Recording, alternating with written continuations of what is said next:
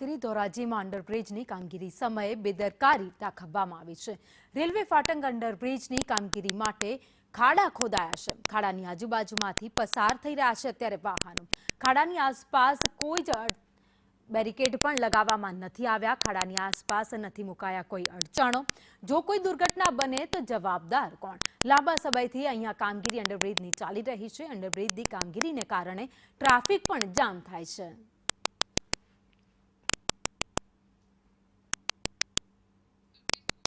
વધુ અપડેટ સાથે સંવાદદાતા અલ્પેશ અમારી સાથે જોડાઈ ગયા છે। અલ્પેશ, ધોરાજીમાં છેલ્લા ઘણા સમયથી અંડરબ્રિજની કામગીરી ચાલી રહી છે, જેના કારણે ટ્રાફિકની સમસ્યા પણ છે। આ સાથે જ્યાં કામગીરી કરવામાં આવી રહી છે ત્યાં કોઈ જ આડસ પણ મૂકવામાં નથી આવી।